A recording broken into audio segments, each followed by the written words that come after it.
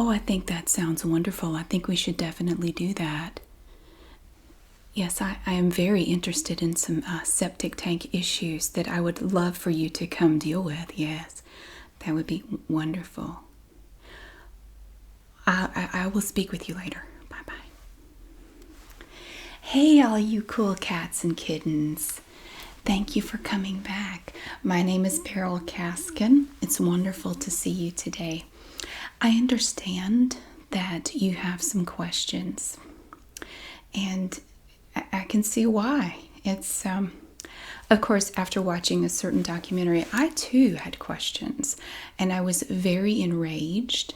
I was thoroughly enraged by the way I was portrayed. I don't think it was fair, and I think it's wrong that you were giving such an inaccurate depiction of who I really am. I want you to understand the full scope of Barole Caskin. I want you to know, first and foremost, I want you to know that I am not a monster. I would never do anything to harm anyone, and everything that you saw in that documentary was misconstrued. I think they went to great lengths to make me appear to be someone I'm not. And I, of course, want to answer your questions today. Any questions you may have, I am an open book. That is a very good question. That's a good one to start with. Why would I use the word disappear in that durable family power of attorney? Yes, that is an excellent question. I can see where that would look a little strange, a little suspicious, and of course they went to a lot of trouble to make it appear that way. Did you notice the spooky music they used when they talked about it? That wasn't lost on me. I think that was deliberate. There was a lot of psychological mind play, little mind games going on during those episodes that the average person may not pick up on, but I feel that my exposure lifelong to big cats has made me more attuned to these things and made me more aware of human nature. See, what they don't explain is that Don, lovely Don, I miss him so much. Don and I were in the process of purchasing some land. And it was a wonderful deal. And it was only a 40-minute drive away from where we had at that time, the Big Cat Rescue. It was a fantastic deal. But at the last minute, Don decided not to do it. And then there was a sale that was going to go through without my authorization to someone else. And it was during this time that Don was making a lot of trips to Costa Rica. And I became concerned because there were other times that Don would go to Costa Rica and disappear for days on end. And we would not be able to reach him. And it was very concerning. I mean, I'm sure you can understand how concerned I was that he would disappear. And then I was afraid one day he would just disappear for good. Just never to be seen again alive by anyone. Well, I know no one's seen him. I mean, I'm sure if someone had seen him, they would have spoken up by now. I mean, and that would be wonderful if a body would emerge. You know, we would be done with all this, but you're never going to find the body. I mean, no one's found the body. So it's been a very trying time. I've really struggled so much in the years since his disappearance. You have no idea what a burden it's been on myself and my new love of my life. I am so lucky. But see, because I was so concerned about Don and his little random disappearances, I said, Don, we need a new durable family power of attorney. And he said, but Barole, why? I said, Don, you disappear all the time. And one of these days, you may just disappear for your last time. And I'm going to need some language in the power of attorney that will allow me to continue to conduct the business of the Big Cat Rescue in your absence. And that is how that durable family power of attorney came to be. But do you know what else I discovered? I discovered something very important. Now, I know you've seen the documentary. We all have. I'll get to that.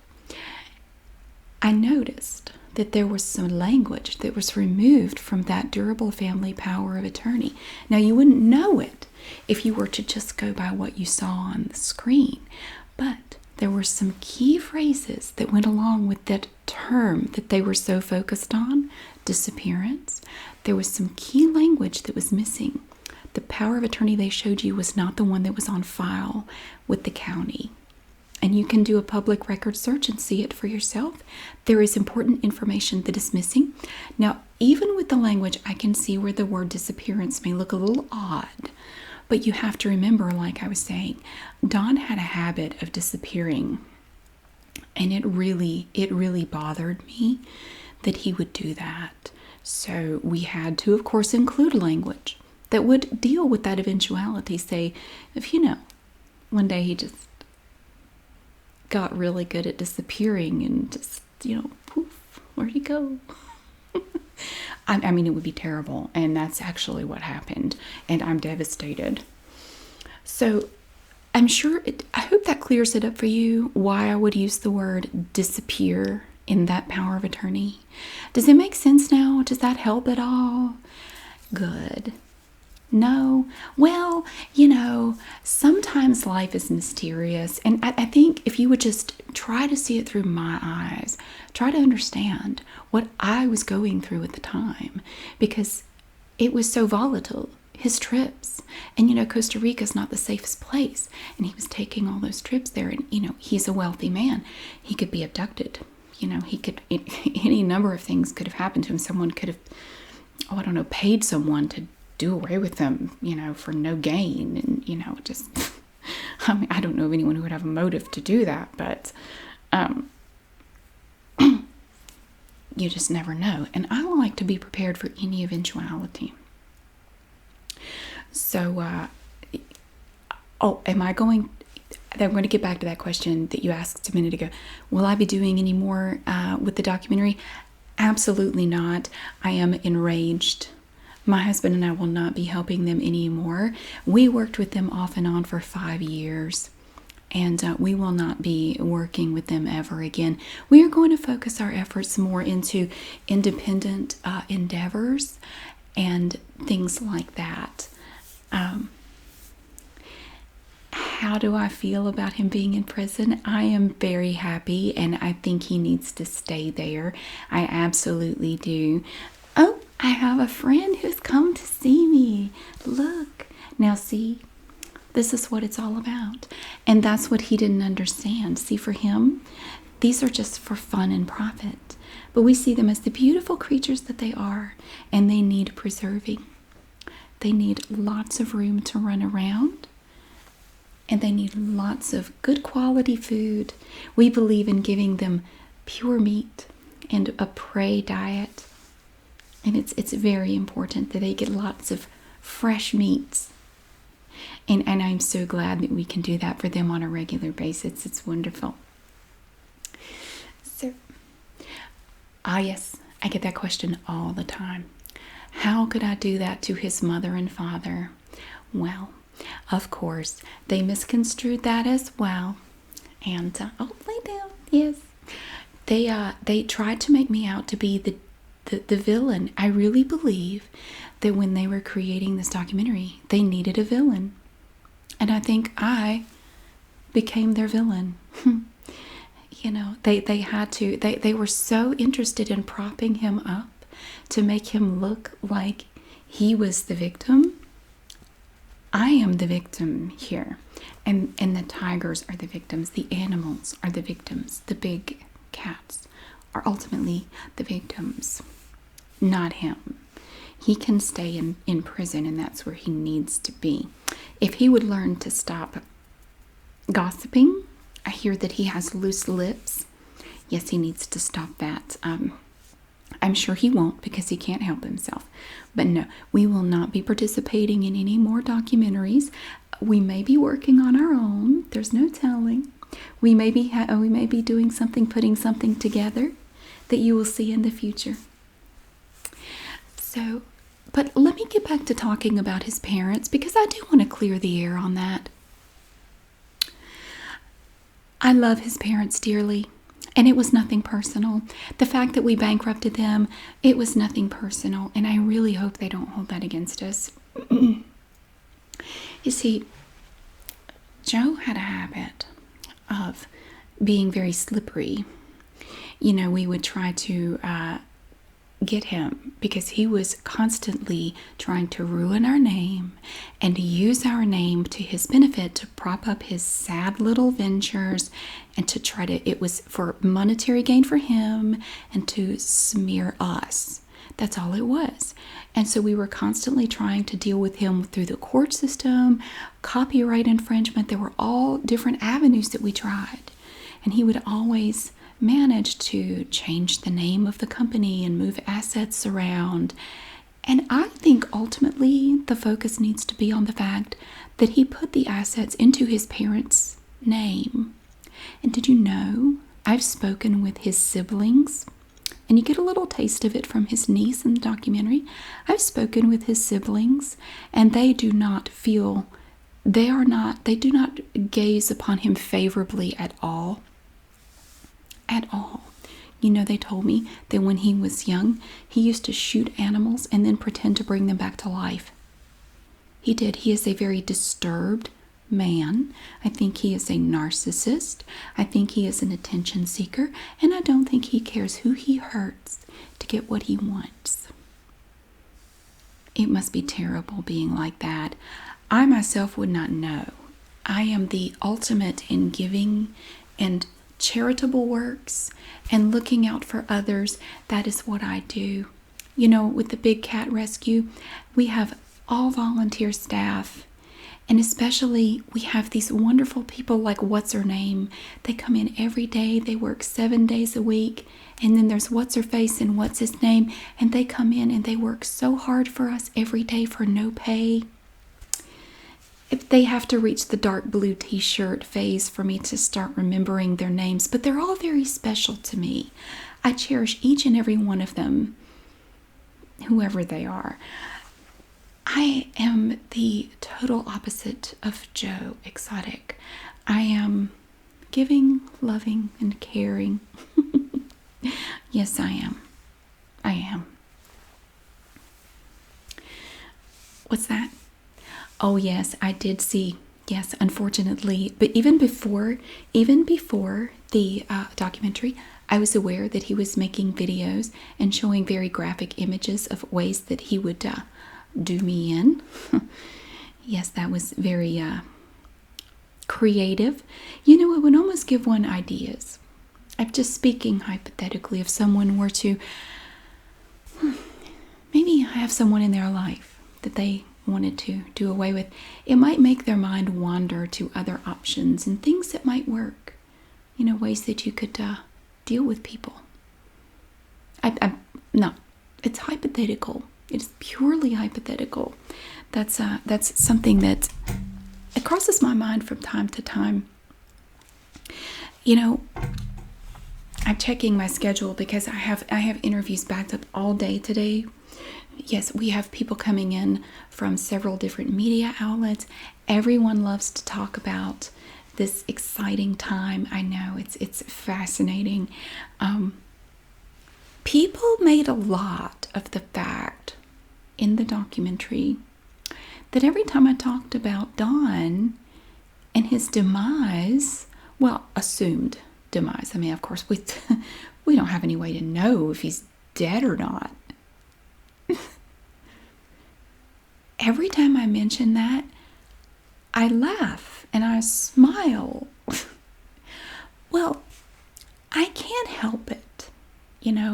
See, a lot of people have the problem of getting mired down in depression and sadness, and they are never strong enough to move on from that point. They don't do the hard work to move on. And all they did in the documentary was highlight the fact that I've done the work. I've moved on from it. It was actually, it was a moment of clarity for me. I feel that I truly grieved Don's apparent death when I received his death certificate in the mail, and I looked down at it, and when I looked back up, it was dark outside, and I had lost about 6 hours of my day. It was so sad, but that was like his memorial. We never actually had a memorial because, well, we don't know if he's dead or not. But I didn't need one to grieve. I was able to work through it on my own as I stood there holding that death certificate. My big cats are all I needed to deal with Don. I mean to deal with his, the fact that he was missing. They didn't literally help me deal with Don, of course. Yet the meat grinder was discussed. Yes, I was kind of, it was funny the fact that they brought up the meat grinder, because did you see the meat grinder in the documentary? Did you see how small it was? That was the actual meat grinder that I had at that time. One of them, the only one I had. And did you see how small it was? Could you imagine? The opening was like this big. Could you imagine trying to grind a body through there? I mean, like even a foot or a hand? It would have been impossible. It would have taken me days, to chop up into little bits. Do you really think that I would do something like that? I don't even have the upper body strength to do something like that. Oh, Don, just the thought of chopping him up. But it's really sad. It's so sad that he's never been found. I hope that wherever he is, he's happy. Yeah, safe and cozy and, all put together and, not dismembered at all. I really hope that he found whatever it was he was looking for. Because I sure did. But by that, I mean, of course, after we got the death certificate, he was declared legally dead after 5 years. So I moved on with my life, as one does, and I found my second love of my life. And it's so wonderful. We had that wedding, and I was able to put a leash on him, and he was dressed in an animal skin thing, kind of like Barney Rubble. That was a very special day. But that's of course, I don't want to minimize the love that I have for Don. Don saved me. I was married before to an abusive man. I was very young. We got married when I was 17. I had a small child, and I had to throw a potato at my husband to get away. I still think about that potato and how it saved my life. I had to throw a potato at him across the dining room and run out the door. And it was the night that I was walking the street. After leaving home, I totally wasn't walking the street.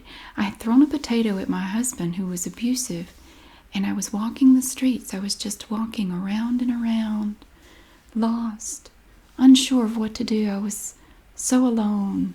And here comes Don in his pickup truck, and he stops, and I'm not sure what he wanted.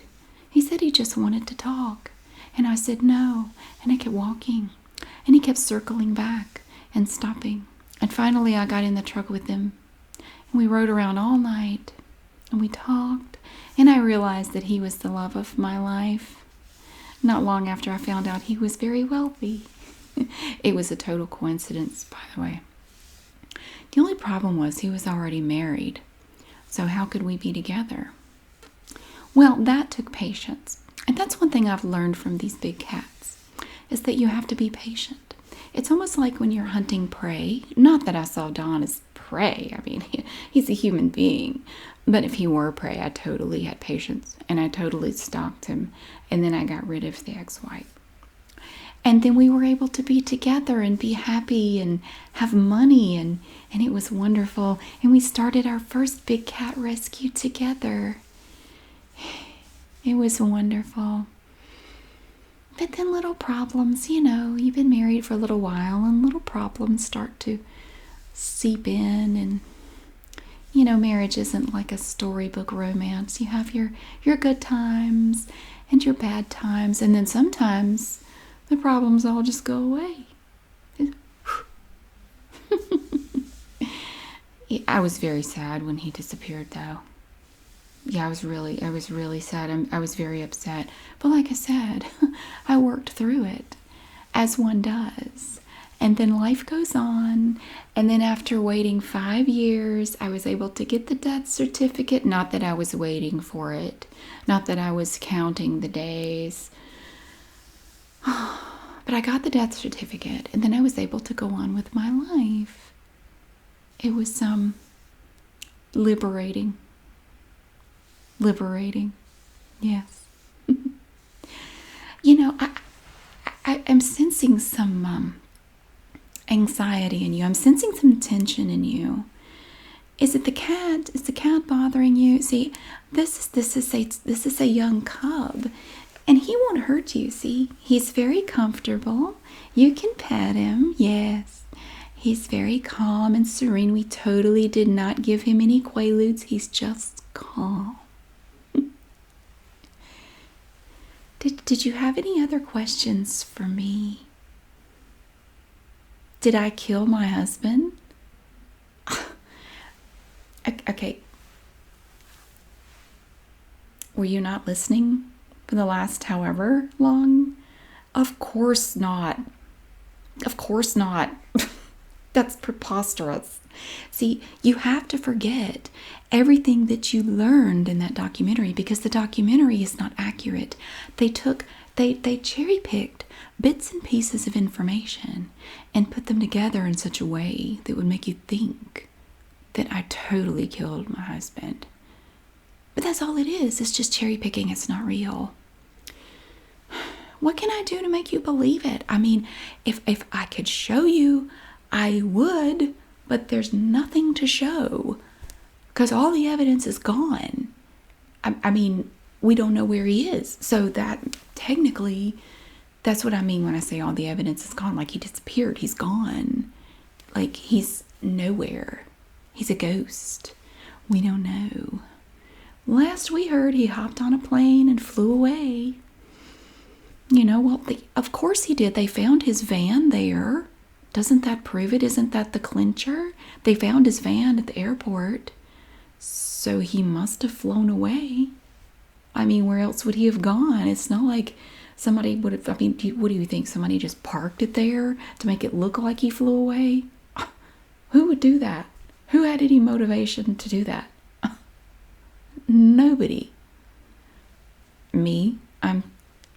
No, I'm sorry. What would I stand to gain from Don's disappearance? Did you hear when I said he was the love of my life? Did you see the sadness in my eye? Did you see that? Did you miss that? Was that lost on you? He saved me the night I threw a potato at my husband. Does that mean nothing to you? He saved me, and he was wealthy, and he made my life perfect, sort of. So clearly I have no motivation to do anything. If you would just think about it a little bit, I think it would become more clear to you. Now, before you go, I have to say, there's one thing about me they did not discuss in the documentary that I would like to impart to you, just like a bonus. I am a wonderful masseuse. Did you know that? I can work magic with my fingers. I am a magical masseuse. Did you know that? Yes, and I would love to give you a little neck massage before you go. If I could just get a little closer. Now, I'm going to wrap my hands around your neck, but it's totally relaxing. And it will be, you know what would make it even better? I know. We're going to use a little oil. I'm going to use a little bit of oil on my fingers, and I'm going to just rub it all over your neck area here. Ooh, he's getting excited. Oh, he really loves the way this stuff smells. But don't worry, it's not anything to get in a twist over. It's nothing to be alarmed about. Oh, yes, he's getting very excited. Let's hope the other tigers are secure right now. I'm not sure. I'm just going to get a little bit of oil here. I'm going to put some oil on my hands. And then I'm going to give you a lovely massage. That way, when you leave, you will be nice and relaxed.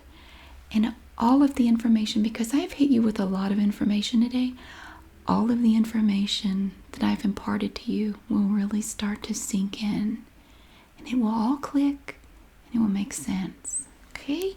So we're going to get some oil. Yes. Make sure I get extra oil. I'm going to have lots and lots. Oh, it's running down my hand. I am going to grasp your neck. Oh, he's getting excited. I can barely contain him. I'm going to smear it down here to your chest. Oh, let me get some more. How about we just pour it? I'm just going to pour some oil on your shoulder, down your arm. Oh, in this arm too. Get some more. Yeah. Oh, let's put some right behind your ears like perfume. Yeah. Extra right by the jugular vein. Yes. Yeah. Oh. Do you mind if he sniffs? Oh, I can barely contain him. You know they love this stuff. Or so I heard. I'm going to smear it down all the way down your arms. Oh, it got on your stomach or on your little belly. You could be disemboweled in 2 seconds. You know that? Right there. Ooh. Oh, let's get some more. I'm going to pour it down your legs. It doesn't smell great, but it's very effective.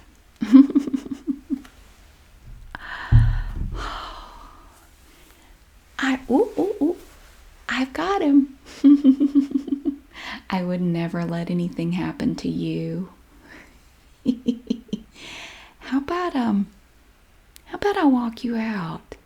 I'll take you past some of the enclosures there where we have the tigers. It's almost feeding time. Maybe we could do some up close and personal contact about that. Yeah, because I like to control the flow of information around here. And I'm thinking maybe it might be time to go feed some tigers. Let's do it. Come on. Let's go feed the tigers.